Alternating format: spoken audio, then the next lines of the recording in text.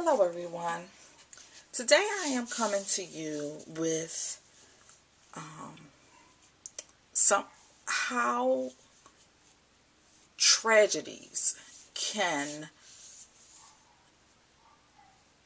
change people's outlook on life. I, as all you know, I have a young son, and part of being a parent and having children is having to learn to let them go. And I myself, I am a very protective mother over my child. I only have one child, and I'm not going to say because you have one child, you tend to form a bond more than if you had 10 children. You form a bond with all your children in different ways because all your children are different. And I am in the process of allowing my son to do more things because he's getting older. And part of being a parent is knowing that you have to teach them things and show them things from the time they are born. Because one day you're no longer going to be here. One day they are going to actually have to leave your home and venture out on their own. So, as a mother, I am now starting to let my son venture out into the world. And for the first time, which was on Friday, I needed something from the store. So, my fiance told my son to go to the store, which is, only at the corner, but he has to cross a street to get there. And I am so, when I say I was like looking at him like, no, don't let him go. Because I am so overprotective. Like, I just want to keep him safe. And all of you who are mothers, you know how we feel about our children. We want to keep them safe and protect them. So, we both agreed that it's time to let him go, to the store. Not all the way down the street, but to the store. So, when I say I was so nervous, y'all, it was like I was ready to like have an anxiety attack because I was so nervous to let him go. I don't want him to get hit by a car crossing the street. I don't want anybody to take, I don't want anything to happen to him. So, I swear, within a blink of an eye, my son was back. He had the items that we sent him to the store for, which was just to get 3 sodas, and I think my son wanted to get a bag of chips. So when my son came back, he was so out of breath. So, I was relieved that he was back home. I was, thanking God for, just allowing him to come back to us. So, when my son came back, he said something that was so touching. And I myself can relate to this story in so many ways.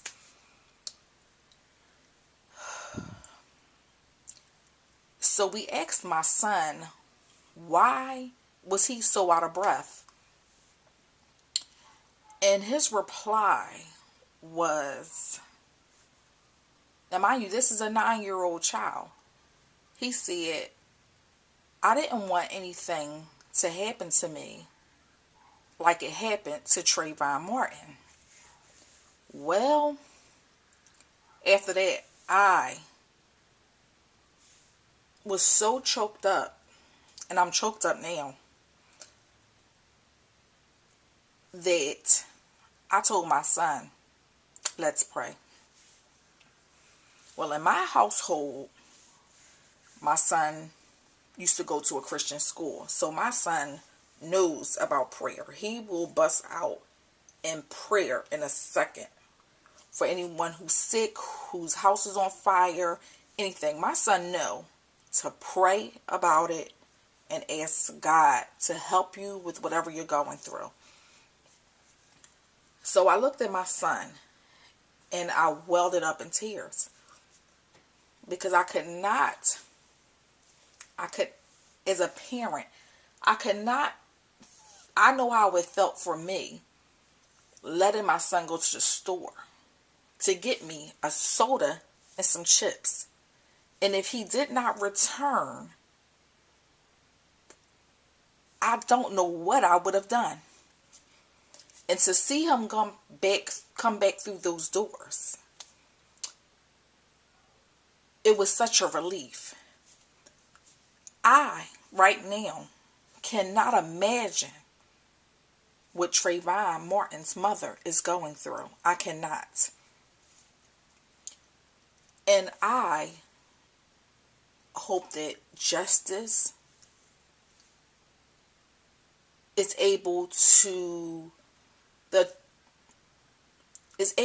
just give his parents closure. Their hearts is always going to be broken. But if they can just have closure to their son. Everybody on this particular topic has so many different feelings and emotions about this different case. I'm not going to get into that, but I just hope that his family can get closure. For all of us to be parents who watch my channel, just think, if you send your son to the store, do you expect him to return? Do you expect him to be judged based on what he's wearing to the store? So I just want to say that the world, things that goes on in the world, affects all of us in different ways. It affected my son, who is so young, who can understand what is going on in the world today. And I went back and forth, and to even do this video. But I just wanted to, I'm not really going to get into detail on how I feel about this topic, but I just really want to pray that his family has justice, and that, we as parents, one day are going to have to let our children go. And what things do you say to them, about letting them go? What things do you teach them about the world and the people that are in the world and things that can happen to them in the world? So parenting is one of the hardest things in the world to do. It is. There's no book, there's no manual. Every child is different. So I'm just going to close by saying, as parents, we have to let our children grow. As parents, unfortunately, our children are going to see things in the world that change their outlook on the world and what is going on. And I just hope and I pray for the issues that are going on in the world. And that is what I wanted to say about some of the issues and, being a parent and letting your child go.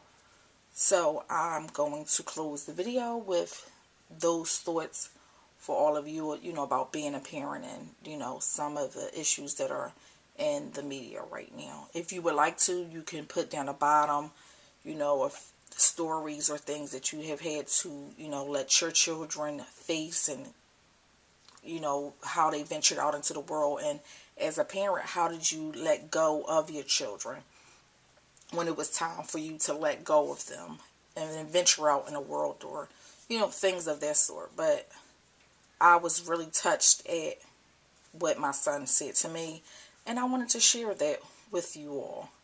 So enjoy the rest of your evening, and, if you want to say anything about the topic that I just talked about, you can, but I just wanted to, tell y'all that story. So thank you, and enjoy your Tuesday evening. Bye-bye.